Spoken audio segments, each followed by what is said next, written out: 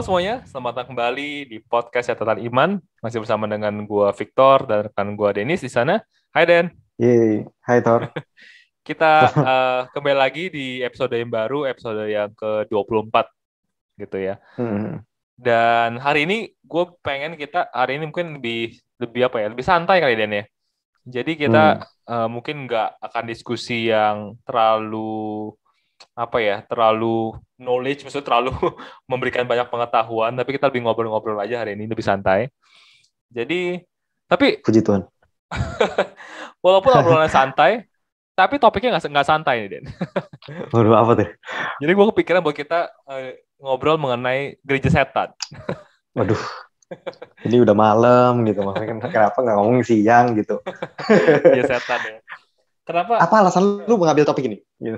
Alasannya adalah karena pertama lagi viral ya, lagi viral. Viral sebenarnya minggu lalu kali ya.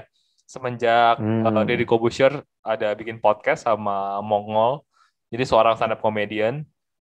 Mongol Mhm. ini seorang stand up comedian Kristen. Jadi di podcast itu dia bercerita bahwa dulunya dia sempat menjadi ex jemaat gereja setan. Bahkan dibilang dia sempat jadi jenderal Asia katanya gitu ya. Wow. Gue nggak tahu benar apa enggak, tapi ya diceritakannya seperti itu. Akhirnya menurut Hmm. gue, wah interesting juga nih buat kita ngebahas, kayak kita belum pernah bahas gereja setan ya. Jadi hari ini itu yang mau gue bahas, dan mungkin gue awali dengan sebuah pertanyaan seperti ini, Den. Kalau lu Hmm. sendiri pernah punya pengalaman nggak? Maksudnya nggak, bukan maksudnya either pengalaman teman atau pengalaman langsung, atau enggak apa yang lu tahu mengenai gereja setan ya. Mungkin kalau supaya lu bisa mikir, mungkin gue dulu ya, gue cerita ya. Oke, oke, oke. Kalau gue sih sebenarnya gue juga nggak terlalu tahu sih sebenarnya mengenai gereja setan Hmm. ya. Tapi gue ingat Hmm. banget pas gue dulu SD, gue SD itu tahun berapa ya? Hmm. 9, mungkin 98, 99 gitu ya. Itu tuh lagi ngetren memang mengenai gereja Hmm. setan gitu. Dan gue ingat banget Hmm. pertama kali tuh, karena gue lahir bukan sebagai seorang Kristen, dan Hmm. cici gue tuh yang menjadi Kristen pertama kali. Jadi Hmm. dia tuh dulu memperkenalkan Kristen kepada gue melalui Hmm. sebuah DVD. DVD-nya itu Hmm. adalah kesaksian ex gereja setan gitu. Jadi Hmm. ex jemaatnya. Jadi kayak Iya, iya. serem sih. Jadi di videonya tuh menceritakan mengenai di dalam gereja setan tuh ngapain aja. Terus keluar juga Hmm. dia harus dipotong jarinya atau apa aja gitu. Jadi kayak ekstrim sih. Jadi abis itu, jadi waktu itu Hmm. abis nonton itu cici gue bacain gue kitab Wahyu lagi kan. Jadi gue wah ngeri. Waduh, serem, serem, serem. Itu combo lengkap lah ya. Cuman jadinya ya itu awalnya gue tahu gereja setan sih. Oke, Tapi oke. gue tumbuh besar sih gue nggak pernah ketemu sama Hmm. punya teman pengikut atau apapun itu sih. Cuman gue waktu itu sempat Ah. sempat shock karena pas gue coba cari di Google gereja Hmm. setan itu ternyata ada itu official organization-nya Wow. gitu. Bahkan ada pendirinya, Wow. ada headquarter-nya. Jadi kayak eh it's real gitu. Eh, dan gue pernah nonton di YouTube juga channelnya namanya Eh. Vice. Jadi dia bikin Hmm. dokumenter mengenai gereja setan juga waktu itu di Meksiko. Jadi ada Hmm. pendirinya, dan waktu itu si jurnalisnya itu kayak pengen jadi pengikutnya. Jadi dia ngikutin semua Hmm. ritual-ritualnya lah, badannya itu tusuk segala macam gitu lah. Jadi kayak gue Hmm. melihat bahwa Hmm. ya ada gitu, maksudnya beneran ada, dan ternyata Iya, iya. tidak tertutup itu gitu maksud gue. Jadi ternyata Hmm. open aja, apalagi di luar negeri ya. Itu udah baik Oh banget sih. iya, Amerika. Hmm. Jadi kayak itu sih kalau apa yang gue tahu mengenai gereja setan ya. Kalau lu sendiri Hmm. gimana, Den? Hmm. Pertama sih mungkin gue nggak punya pengalaman SD setragis lu ya untuk bisa mendengar tentang gereja setan ditambah dengan wahyu ya. Gue masih belajar tentang Yesus yang baik aja gitu. Yesus yang bawa lem kemanapun, yang nyembuhin Oke. orang gitu ya. Gue nggak pernah dengar tentang wahyu sih. Wahyu tuh jarang banget dibahas kok. Jadi kayak ketika lu SD dulu ngebahas wahyu, puji Tuhan. It's a good childhood sih. Nah kalau gue sendiri sih mungkin lebih ke ngedenger-denger doang dari cerita-cerita kali ya, ataupun dari film setan ya, dari film setan yang kayak ada orang yang dikorbankan di tengah-tengah altar gitu, kemudian juga mereka yang datang itu harus minum darah, yang katanya harus makanya kenapa mereka pada punya luka di tangan, kemudian juga banyaklah hal-hal yang mereka ganti, ritual-ritual yang diganti, kemudian juga Kristusnya juga diganti gitu, maksudnya banyak dari Alkitabnya juga banyak yang melencengkan gitu dari Alkitab yang utama. Dia juga punya kitab sendiri biasanya, jadi memang apapun yang dilakukan Tuhan ya dilakuin ulang lah, ataupun dia lakuin Kebalikannya ya. imitasinya lah. Iya, contohnya kan kayak kalau kita kan ya kita percaya bahwa darah Yesus bukan darah kita yang yang menyucikan kita. Kalau kita kan percaya anggur dan roti, kalau dia kan dia benar-benar pakai darah sendiri ataupun pakai kurban kan. Maksudnya ada orang yang dikurbankan gitu. Nah, kalau itu yang gue tahu sih, dan itu yang memang juga mengerikan. Tapi puji Tuhan gue nggak pernah ketemu dengan pengikut setan atau sejenisnya, ataupun gue nggak pernah kenal. Dan ya itu sih yang gue tahu lah. Gue nggak tahu banyak, tapi itu yang gue tahu cuma dari film ataupun dari dengar cerita lah. Kayak gue dengar cerita lagu, tapi gue nggak pernah sih. Oke. Berarti aman ya. Berarti kita juga punya komunitas so far sepanjang ini aman-aman aja ya. Puji Tuhan. Nggak ada yang. Oke. Nah, nextnya nih Den, ini gue pengen tanya sama lu nih, soalnya gue juga kurang tahu lebih dalam ya. Tapi kalau kita lihat di Alkitab sendiri, sebenarnya ada gak sih kayak nubuatan sebenarnya yang menceritakan mengenai gereja setan itu sendiri gitu? Sebenarnya kalau gereja setan mungkin secara spesifik nggak ada, tapi kalau kita lihat dari gereja setan yang dimaksud dengan gereja, maksudnya dari perjanjian lama tuh udah banyak sebenarnya, kan banyak witch juga, maksudnya banyak witch, yang bahkan salah satu witch yang dari Endor di perjanjian lama dia bisa panggil Samuel, guys. Maksudnya ini Samuel dipanggil orang suci, yang gue bilang karena memang di zaman dulu ya memang the key of death itu masih ada di iblis ya. Makanya kan kalau di Wahyu Tuhan baru setelah dia mati, dia bangkit, dia bilang bahwa dia yang memegang kunci of death gitu. Makanya kunci gates of hell gitu. Jadi gates of hell shall not prevail, kemudian dia juga pegang kunci kematian segala macam. Nah, itu nggak akan terjadi lagi. Maksudnya ada orang suci yang dipanggil oleh witch, itu nggak mungkin terjadi. Tapi di perjanjian lama memang iblis yang masih berkuasa, makanya itu masih. Dan juga penyembah Baal, Molek segala macam zaman dulu tuh sering menggantikan Tuhan. Jadi kalau Tuhan kan udah bikin perjanjian lama dengan 5 kurban bakaran yang waktu itu kita udah bahas di imamat ya. Nah, ini biasanya diselewengkan gitu oleh prophets yang false prophets, yang dia bawa orang-orang yang kayak kan di perjanjian lama Musa juga udah wanti-wanti. Kalau ada seorang prophet dan itu terjadi, tapi dia membawa lu keluar dari peraturan Tuhan, itu jangan dipercaya. Cuman kan kalau di posisi itu mudah nggak sih kita percaya sama prophets yang apapun yang ngomong terjadi, kemudian misalnya dia membuat mujizat, of course hati kita juga melenceng kan. Maksudku tuh kalau kita di posisi dia ya. Nah itu yang akhirnya itu juga yang terjadi sama bangsa Israel gitu. Akhirnya mereka pour out drink offering-nya ke Queens of Heaven, kemudian kalau kayak Baal dan Molok tuh sampai dia kasih anaknya itu jalan di atas api gitu. Jadi memang, dan di mata mereka itu Tuhan gitu. Jadi kalau kita ngomong gereja palsu ataupun gereja setan, mungkin ini termasuk gereja setan ya, karena dia percaya bahwa itulah Tuhannya gitu. Jadi malah dia ada juga yang menggabungkan semuanya loh. Salomo itu adalah yang pertama menggabungkan semuanya. Memang kalau Saul dia memang udah nggak sama Tuhan lah ya, maksudnya makanya dia ditolak gitu ya, ditendang. Tapi kalau Salomo masih sama Tuhan dan dia menggabungkan dengan istri-istrinya punya istri-istrinya punya dewa. Jadi ini digabung. Dari situlah akhirnya mulai nyeleweng gitu, sebenarnya mulai nyeleweng, rakyat-rakyatnya mulai ini gara-gara yang ini nih yang bikin kita diberkati. Nah akhirnya mungkin itu yang kalau kita tahu dengan gereja palsu. Dan kalau kita ngomong soal gereja ataupun gereja setan ya, nah kalau kita ngomong soal gereja setan juga sebenarnya Petrus juga udah sempat ngomong di 2 Petrus ya, bahwa dulu memang ada nabi-nabi palsu, tapi tahu bahwa di zaman yang akan datang juga bahwa akan ada guru-guru palsu, dan itu terjadi dari zaman ke zaman. Itu guru-guru palsu ini most likely akan muncul di mana? Di gereja. Dan kita udah sempat bahas juga antikris itu, gue nggak bilang di antikris, karena di antikris itu kan masuk ke arena politik, bukan arena agama. Nah, cuman kalau antikris kecilnya ini akan masuk ke gereja. Salah satunya ya, kalau kita lihat ya orang Farisi yang ngebunuh ini kan, yang ngebunuh Yesus kan, gitu. Jadi kalau kita bilang ya antikris, memang orang Farisi bukan antikris, tapi maksud gue nanti antikris juga akan ada di gereja untuk divide gitu, karena tujuan dia division kan, dia membuat divide suatu gereja, dan dia akan membawa sebagian untuk ya percaya kepada gereja buatannya sendiri. Tapi mungkin kalau gereja setan kan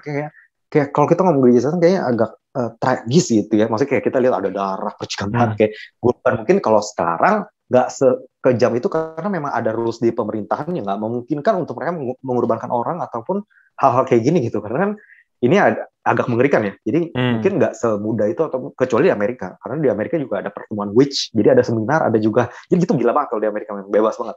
Cuman kalau di sini most likely nggak terjadi. Tapi emang di Timotius juga dikatakan ya bahwa di zaman akhir mereka akan turn their ears gitu, maksudnya dia akan memalingkan telinga mereka dari kebenaran into the fable gitu loh, into fable apa ya, kayak dongeng dan mitos gitu. Jadi filosofi yang dongeng-dongeng mungkin dari iblis ataupun dari ya apapun filosofi yang mereka percaya sih. Itu yang tertulis di Alkitab, tapi tidak ada kalau kayak gereja setan nih yang kayak percikan darah segala macam, ya itu dari Molek mungkin yang kita tahu dari Baal dan Molek, tapi juga kan tidak, itu kita harus cari dari additional Bible kan, maksudnya untuk kita tahu gimana cara penyembahan si Molek, gimana cara penyembahan Baal, yang kita tahu cuman dia kasih Molek tuh jalan di atas api, tapi memang juga ada banyak Yunani yang dikorbankan sih. Itu yang mungkin kalau dari Alkitab ya, tapi nggak ada secara spesifik udah gereja setan gini-gini sih.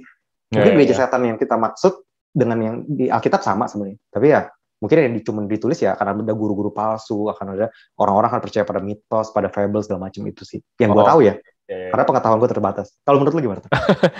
jujur gue sih kurang tahu ya kalau di Alkitab, karena kalau di Alkitab kan gue lebih ngeliatnya sebagai antikris ya. Cuman kalau secara institusi gereja yang dipimpin oleh setan sih gue juga belum pernah lihat sih. Makanya gue mau nanya sama lu sih, penasaran gitu kan. Dan tadi lu sudah memberikan beberapa penjelasan. Thank you. Nah, ini membawa gue ke pertanyaan ketiga deh. Nah, pertanyaan berikutnya ini sebenarnya mulai masuk ke konten videonya ya. Nah, buat teman-teman di sini gue nggak puterin karena cukup panjang ya. Jadi kalau teman-teman tertarik bisa nonton sendiri di YouTube-nya Deddy Corbuzier. Cuma di salah satu bagian ya, si Mongol cerita gitu bahwa di gereja setan mereka tuh kan kalau di gereja biasa kita menyembah Tuhan ya. Nah, kalau di gereja setan kan kita kepikirnya berarti yang disembah tuh iblis ya. Dan ternyata enggak gitu. Ternyata di gereja setan tuh mereka enggak ada kewajiban untuk menyembah iblis. Yang mereka perlu lakukan adalah menghujat Tuhan gitu. Ini menarik. Interesting. Jadi dia bilang bahwa iblis itu tuh nggak butuh disembah karena kata si Mongol ya, karena menurut dia si iblis tahu kalau dia tuh bukan maha gitu.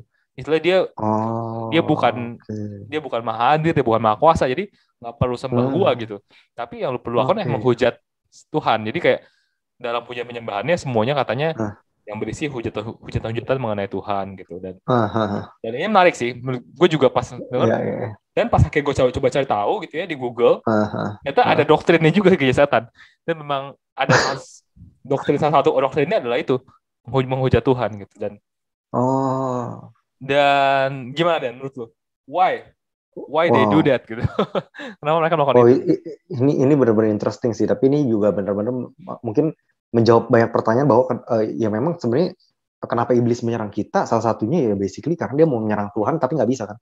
Jadi cara terbaik untuk iblis bisa menyerang Tuhan tanpa langsung adalah menyerang siapa yang Tuhan cintai gitu. Jadi kayak ini yang seringkali kan, maksudnya kita kenapa iblis benci banget sama kita, sebenarnya bukan salah kita gitu, tapi karena Tuhan mengasihi kita, dan cara satu-satunya iblis untuk menyakiti Tuhan adalah menyakiti orang yang disayang Tuhan gitu. Jadi kayak wow, itu benar banget bahwa nah kalau Tuhan mengasihi kita dan iblis berhasil membuat kita menghujat Tuhan, ini seberapa sakitnya gitu untuk Tuhan ya. Maksudnya kayak gue tuh sayang banget sama lu, tapi lu menghujat kayak kita. Kalau sayang sama cewek, tapi cewek ini tuh menghujat kita loh, bukan cuma nggak percaya. Kalau kita beda, ada beberapa level ya. Maksudnya untuk orang yang ada yang nggak percaya, ateis sama sekali, bodoh amat. Ada yang ya udah, ada yang menolak Tuhan, tapi dia nggak menghujat. Kalau menghujat ini one of the worst case gitu. Maksudnya kayak dia jelas-jelas acknowledge ada Tuhan, itu pertama. Kedua, dia menghujat Tuhan secara penuh, dia tahu bahwa ada Tuhan.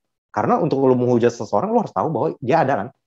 Jadi itu sih kalau menurut gue, jadi memang this is the ultimate sih. Maksudnya emang, dan memang benar ya. Maksudnya kayak setan disembah juga, dia juga will do nothing for you juga. Jadi mungkin untuk setan merasa disembah, dia nggak merasa lebih tinggi, nggak merasa lebih rendah, dan juga maksudnya dia nggak menyakiti Tuhan. Tapi kalau dia menghujat Tuhan, ini kan serangan kan, attack gitu. Jadi mungkin ya itu yang kalau menurut gue sih. Kalau menurut lu gimana, Tar? Ya kalau menurut gue juga sama sih. Maksud gue kayak apa ya? Karena menurut gue lebih gampang membuat orang itu menghujat Tuhan dibandingkan membuat orang itu menyembah iblis. Pertama karena iblis itu kan kita lahir udah punya stigma iblis itu negatif ya. Iya benar. Dan kedua juga iblis itu nggak maha kuasa. Apa yang kita minta sama dia juga belum tentu bisa dikasih. Betul. Dan menurut gue lebih mudah itu orang menghujat Tuhan. Kenapa? Karena let's say kayak corona gini lah ya. Misalkan ada orang yang terdampak COVID dan misalkan satu anggota keluarga meninggal. Actually pilihannya orang itu cuma dua. Satu, dia berserah sama Tuhan. Dia minta kedamaian, ketenangan sama Tuhan dan udah menyerahkan semua ke dalam Tuhan. Kedua adalah dia mempertanyakan Tuhan dan kecewa sama Tuhan. Jadi dua pilihan ini kan dan jarang ada orang yang pikiran yang ketiga, wah menyembah iblis. kan nggak nyambung gitu kan. Hmm. Jadi akhirnya True. mereka either mereka menghampiri Tuhan atau menjauhi Tuhan, dan gue ini Betul. sangat-sangat logis banget sih yang iblis lakukan sih. Hmm. Jadi dia memberikan pada pilihan lu pilihan yang mudah gitu. Yang perlu dilakukan cuma yang mengekspos aja semua penderitaan di dunia, semua musibah dan media ya. Iya, mudah gitu buat orang itu menghina Tuhan. Dan kalau lu tahu satu lagu yang apa ya? Satu lagu yang menghina, yang sempat populer banget masuk Billboard. Apa gue lupa judulnya yang kayak dulu ya, kayak gue agak deh. yang Bring Me to Church atau apa gitu lagunya. Oh iya, I know. Yang dia bilang I will shout like a dog segala macam itu, maksud gue kayak itu parah banget sih. Itu isi liriknya tuh semua benar-benar menghina Tuhan. Dan gue yakin kalau itu gue nyanyiin loh. Aduh, gue nggak tahu itu liriknya kayak gitu. Jadi tuh dia liriknya pokoknya kayak bawa gue ke gereja, di sana gue akan berteriak seperti anjing, akan berteriak akan semua kebohongan lu dan segala macam gitu. Jadi kayak kayak menghina Tuhan banget. Dan gue itu mungkin anthem songnya Gereja Setan kan. Jadi kayak ya itu kan udah terkenal banget lagunya. Jadi kayak menurut gue kayak menghujat itu sih, asalnya nama menghujat Tuhan sih. Dan menurut gue kayak kalau mungkin secara filosofi dikit ya, kita percaya bahwa kan Tuhan itu kan nggak menciptakan kejahatan ya. Kejahatan itu sebenarnya basically sesuatu yang di luar daripada Tuhan. Itu adalah kejahatan.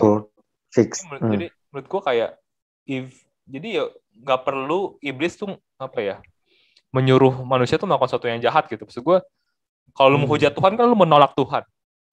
Artinya lu menolak segala sesuatu yang baik gitu. Jadi otomatis sesuatu yang jahat itu adalah ya bagiannya lu. Jadi kayak I think itu adalah implikasi yang lebih dalam sih secara filosofisnya sih dengan menghujat Tuhan sih. Jadi menurut gue pun juga pas dengar cerita itu menjadi kayak tersadarkan juga, bener juga ya. Dan nggak sampai situ, dan jadi si Mongol tuh menceritakan bahwa ini gue nggak tahu ya apakah ini gereja setan zaman sekarang ya. Jadi itu sangat-sangat logis. Dan tadi kan lu sempat mention mengenai kayak pengorbanan darah, pengorbanan nyawa. Dan itu sama sekali di podcastnya si Dedi ini sih, si Mongol sampai ngomong mengenai itu. Bahkan dia bilang bahwa hampir menurut dia ya, hampir segala sesuatu yang dilakukan itu baik sebenarnya di setan itu. Contohnya kayak mereka tuh saling ngebantu satu sama lain. Bahkan dia sempat ada ngomong, contoh kita orang Kristen nih. Misalkan teman kita ada butuh bantuan nih, Dan. Mungkin yang kita akan bilang yaudah kita bawa dalam doa ya, gitu ya, supaya Tuhan berkati dia. Tapi kalau di gereja setan langsung ditanyain, oke lu butuh bantuan berapa duit? 2 juta. Yaudah kita langsung kumpulin duit.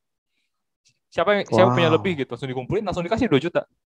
Jadi lebih katanya lebih unity-nya lebih bagus dan lebih menerima lebih menerima satu sama lain. Nggak ada yang namanya penghakiman. Katanya kalau di gereja kan gereja yang bener ya kan, suka ada judgement kan.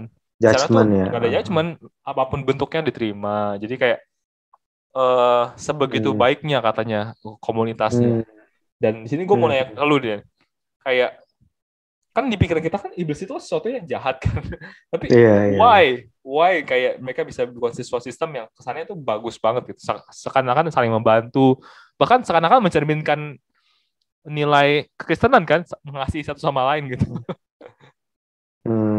Kalau menurut gue sih ya sebenarnya kan Tuhan Yesus juga sempat ngomong ya bahwa yang ketika Tuhan Yesus dikatakan oleh orang Farisi lu pakai kuasa Beelzebub, dan kemudian kan Yesus udah ngomong gitu, maksudnya kalau tidak ada satupun kingdom yang bisa bertahan kalau mereka terpecah belah gitu. Jadi which is sebenarnya kita di situ juga Tuhan udah kasih clue bahwa sebenarnya iblis pun sebenarnya bersatu loh, maksudnya enggak dia juga seperti kita udah pernah bahas dulu bahwa angels ada ininya ya, angels itu ada tingkatannya, kemudian ada level-levelnya sendiri, ada tugasnya sendiri. Begitu pula dengan sistem pemerintah daripada si antikris ataupun si Lucifer ya, dia juga ada tingkatan-tingkatannya yang dimana kalau disuruh perintah, nah dia juga akan attack ke suatu kota bersamaan, atau dia bisa menyerang suatu bersama-sama. Contohnya bahkan ada satu orang di Gadara yang kita lihat bahwa 6.000 setan ada di dalamnya. Itu kalau nggak unity pasti udah pecah semua, udah keluar dong. Tapi kenyataannya bahwa dia bisa stay di satu orang ini untuk waktu yang cukup lama, ya berarti ada unity di sana gitu. Dan itu legion gitu. Legion itu 6.000, most likely 6.000 sampai 12.000 iblis ada di dalam satu orang gitu. Jadi kalian bisa kebayang bahwa ya dia juga cukup apa ya, cukup unity lah ya. Dan memang tujuan daripada unity itu kan memang supaya ya jangan sampai ada yang terlepas dari gereja setan itu sih kalau menurut gue ya. Dan justru itulah yang membuat mereka nggak perlu judgement, karena memang nggak ada rulesnya kan. Yang penting lu saling kompak aja, saat kompak menghujat Tuhan, kompak saat ngelakuin ritual dan upacara dia, maka nggak ada yang perlu dihakimi gitu. Bedanya kan kalau kita kan ada Alkitab yang menjadi standar judgement kita ya, untuk orang ini benar atau salah, ya tujuannya supaya membenarkan atau mengkoreksi gitu. Tapi ya kalau mereka kan nggak butuh. Mereka kan kayak lu bilang, it's a good logic gitu. Ketika mereka menolak Tuhan, maka mereka menerima kejahatan, udah fix. Nah kalau kejahatan kan ya, siapa yang fixin? Maksudnya kan kalau kita orang jahat, di fix sama siapa? Polisi. Yang kita harap polisi ini justice, adil. Tapi kan dia nggak ada keadilan. Jadi nggak butuh hal tersebut sih. Jadi yang memang kalau masalah baik, ya itu yang kayak gue bilang, Yesus udah ngomong bahwa tidak ada satupun kerajaan yang bisa bertahan kalau mereka terpecah belah gitu. Jadi artinya memang mereka juga bersatu kan. Kalau memang mereka terpecah belah, ya most likely iblis juga nggak akan sekuat saat ini. Justru kan ya Paulus juga bilang kita bertarung tidak dengan flesh and blood, tapi dengan principalities, power in the heavens, kemudian roh yang ada di udara gitu. Jadi kayak ini kan berarti kan mereka juga punya bagian-bagian mereka sendiri lah, tugas-tugas mereka yang mereka nggak saling tumpang tindih. Jadi iya kan, kalau nggak saling tumpang tindih artinya mereka teratur, iya dong. Kalau nggak mereka saling ribut. Nah mereka ada keteraturan di dalam hidup mereka juga gitu, di dalam ya. Gua nggak tahu dari mana, maksudnya yang jelas bukan dari Tuhan, tapi ya memang untuk bisa memperkuat serangan, gue percaya bahwa dia juga tahu bahwa unity is the key. Kalau kita lihat dari kejadian 11, negara Babel itu yang pertama kali dibikin oleh itu kan unity. Kalian bisa lihat itu ada unity di sana. Sampai Tuhan yang harus turun, disunity mereka. Sampai ke titik itu. Jadi itu unity pertama yang terjadi, sampai Tuhan bilang bahwa ketika mereka unity, gak ada satupun yang mereka bayangkan yang tidak bisa mereka lakukan. Dan ini Tuhan yang ngomong. Jadi kayak, you think about it gitu. Iblis tahu unity is power gitu, dan dia membutuhkan unity untuk melawan Tuhan gitu. Makanya di Revelation ini yang terakhir, di Revelation pun iblis kalau kalian lihat, iblis itu dikurung 1000 tahun. Setelah 1000 tahun si Lucifer keluar, naga ini, dan dia menipu sekian banyak bangsa, multitude untuk melawan Tuhan. Itu kalau bukan unity apa? Kalau bukan unity berarti mereka berasal sama lain. Jadi kayak it's clear gitu, unity is key gitu kalau menurut gue. Jadi dia juga tahu hal itu, dia juga pintar. Jadi ya that's what he do gitu. Itu kalau menurut gue. Kalau menurut lo gimana? Ya, setuju sih. Maksud gue ya itu ya kedok lah ya istilahnya, maksudnya. Memang yang namanya marketing kan nggak mungkin yang di depan-depan yang jelek ya, tapi ya menurut gue itu sebenarnya sama lah dengan cara kerja banyak-banyak sindikat kayak narkoba, geng-geng kekerasan itu kan juga gitu kan. Mereka sangat solid dan mereka sangat menerima kan. Bahkan seperti keluarga. Jadi kayak apapun kejelekan lu kita terima. Tapi ya menurut gue kalau kita dewasa enough, kayak kita melihat bahwa sebenarnya kasih yang sebenarnya nggak seperti itu ya. Kasih yang sebenarnya kan bukan menerima segala sesuatu, tapi justru kita menerima, tapi kita juga mengkoreksi kan, itu kasih sebenarnya kan. Makanya orang tua kita, kalau orang tua kita benar-benar mengasihi kita ya, kalau kita salah kita dimarahin. Justru kan orang tua yang jahat kalau anaknya salah dibiarin kan. Nah jadi menurut gua kita perlu tahu mengenai itu. Jadi jangan kita pikir diterima itu artinya baik. Tergantung. Kalau diterimanya apa adanya terus begitu terus, ya nggak baik gitu kan. Jadi ya itu sih menurut gue. Dan tadi lu udah bisa sangat baik sih dengan beberapa contoh dari Alkitab. Nah, ini masuk ke pertanyaan terakhir, Dan. Menurut lu sendiri nih, ke depannya nanti si gereja setan ini akan semakin besar atau justru semakin kecil gitu? Karena mungkin bisa aja ke depannya udah nggak relevan lagi dan segala macam, atau menurut lu akan semakin besar gitu? Ini akan semakin besar, tapi mungkin akan berubah transformasi ya. Nggak ngomong dia adalah gereja setan. Justru dia akan menjadi gereja Tuhan, yang maksudnya dia adalah, misalnya contohnya adalah ada suatu nama gereja, kemudian tiba-tiba pecah. Nah, ada satu yang mungkin ke arah yang mulai melenceng, ada satu yang mulai lurus. Karena kan kita lihat bahwa dunia kita bukan semakin strict, tapi semakin liberal. Dan ini liberal ini sebenarnya adalah salah satu fable ataupun myth yang orang mulai percaya. Karena setiap orang, di Alkitab juga dibilang bahwa di akhir zaman setiap orang akan mau mencari guru yang enak didengar gitu, yang memberikan pada mereka, yang menjawab pada mereka apa yang mereka mau dengar. Nah itu yang akan terjadi di akhir zaman, dan itu sudah terjadi di zaman kita gitu. Jadi memang akan lebih besar, tapi dalam bentuk yang berbeda. Mungkin nggak lagi yang kayak gue bilang bahwa potong-potong darah segala macam atau kurban, karena ini mengerikan, tragis gitu. Tapi kalau lu datang ke suatu gereja yang dia bilang bahwa dia percaya Tuhan, tapi dia punya filosofi yang berbeda dan juga Tuhan yang berbeda, kan lu nggak aware dari awal. Tapi yang lu lihat adalah karakter orangnya, karena kita bilang dari buahnya lah engkau akan melihat. Nah, dari sini kan orang gue bisa mempersuasi orang, gue bilang dari buahnya lah lu akan melihat nih. Kalau lu lihat deh, kita unity semua, kita saling mengasihi. Orang percaya. Gue bisa pakai satu ayat untuk bisa membuat seorang percaya loh kepada gereja setan gitu. Mudah kan? Nah, itu salah satu yang bisa dipakai gitu. Dan kemudian apalagi kalau kita lihat ya gereja-gereja kan sekarang strict. Sementara kita kan harus saling mengasihi. Tuhan itu kasih. Harusnya kalau Tuhan mengasihi berarti Tuhan menerima lu apa adanya. Artinya kalau lu LGBT, harusnya Tuhan menerima. Jadi kita yang benar. Nah, ini kan hal-hal yang udah gereja setan bukan? Kalau menurut gue gereja setan ya sih Mas gue.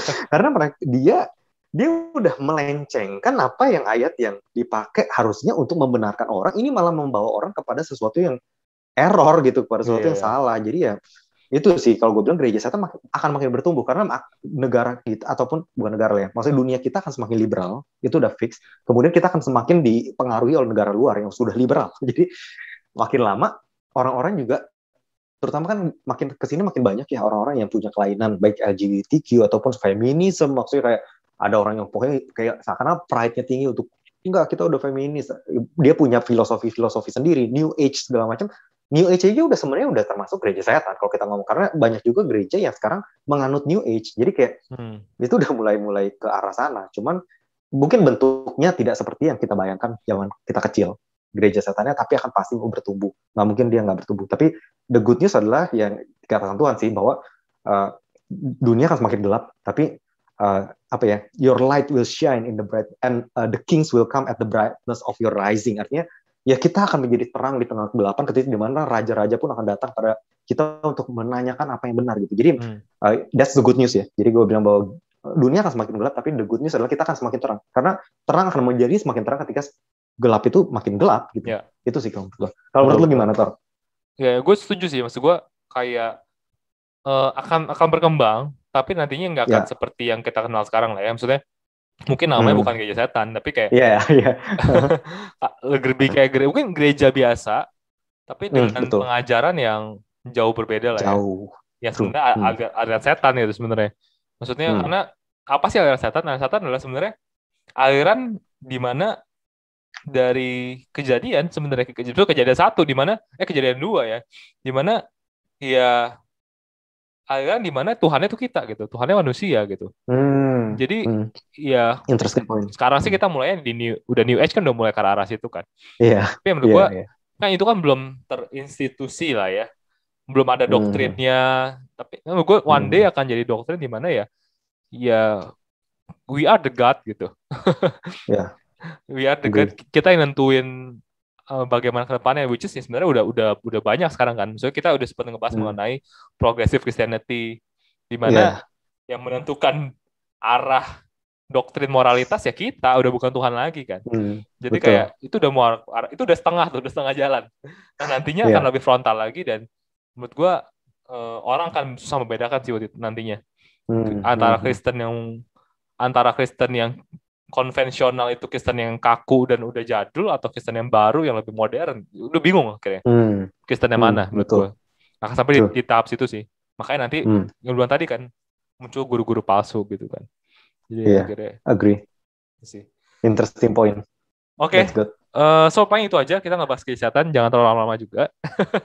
Nanti malah orang-orang malah jadi tertarik. Oke, jadi malah fokus ke setan ya maksudnya. Ya ini kita sekali-sekali aja biar aware lah ya. Maksudnya kan biar kita tahu juga ya apa yang terjadi di luar sana. Perkembangan. Biar kalau kita ditawarin, mau masuk gereja gua gak? Gereja gua diterima padanya. Unity. Kompak banget, solid banget gitu kan. Wah, itu bisa hati-hati juga. Cek ya. Oke. Iya. So sekian dulu para listeners buat episode kali ini. Buat teman-teman yang mau rekomendasikan kita topik-topik yang baru, topik-topik yang mungkin penasaran buat teman-teman semua, bisa langsung aja DM kita di Instagram kita di catataniman.id, atau di gua di Victor Aditya, atau Dennis di @dennis.johan. Oke, so kita akan kembali lagi minggu depan dengan topik-topik yang akan menarik. So see you and God bless.